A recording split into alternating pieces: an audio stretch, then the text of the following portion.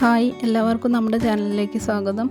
ഇന്ന് പച്ചക്കുരുമുളകൊക്കെ വെച്ച് അരച്ച് നല്ലൊരു മത്തിക്കറിയാണ് ഉണ്ടാക്കാൻ പോകുന്നത്.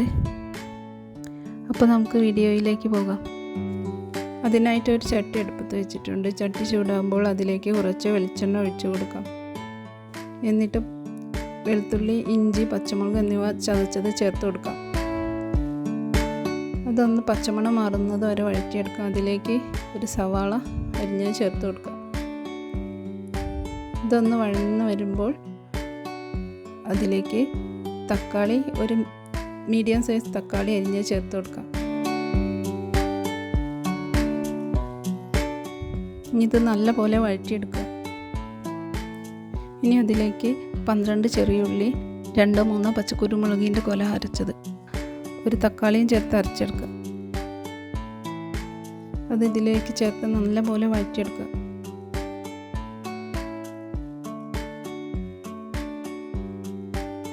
ഇനി അതിലേക്ക് 2 തണ്ട് കറിവേപ്പില ചേർത്ത് കൊടുക്കാം.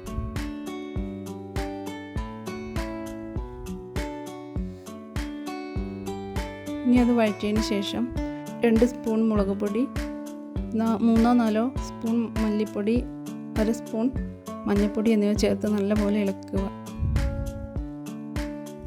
ഇതിൻ്റെ പച്ചമണം മാറുന്നത് വരെ നല്ലപോലെ വഴറ്റിയെടുക്കുക. ഇനി അതിലേക്ക് പാകത്തിന് ഉപ്പും ചേർക്കുക.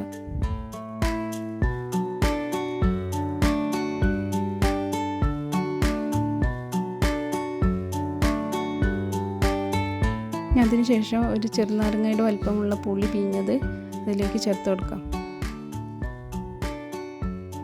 പാകത്തിന് വെള്ളം ഒഴിച്ച് ഒന്ന് ഇളക്കിയെടുക്കുക.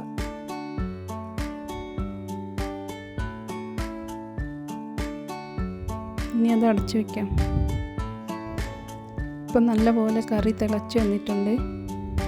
മസാലയൊക്കെ നല്ലപോലെ കുറുകി വന്നിട്ടുണ്ട്. ഇനി അതിലേക്ക് കഴുകി വൃത്തിയാക്കി വെച്ച മീൻ ചേർത്ത് കൊടുക്കാം.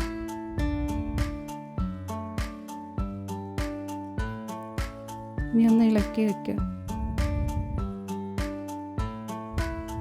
നല്ലപോലെ മൂടി വെച്ച് വേവിക്കുക. ഇപ്പം മസാലയും മീനൊക്കെ നല്ലപോലെ വെന്ത് തന്നിട്ടുണ്ട്.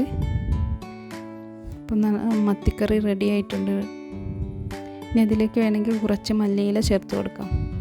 ഇപ്പം നല്ല ടേസ്റ്റി മീൻ കറി റെഡി ആയിട്ടുണ്ട്. അപ്പോൾ വീഡിയോ ഇഷ്ടപ്പെട്ടാൽ ലൈക്ക് ചെയ്യുക, സബ്സ്ക്രൈബ് ചെയ്യുക.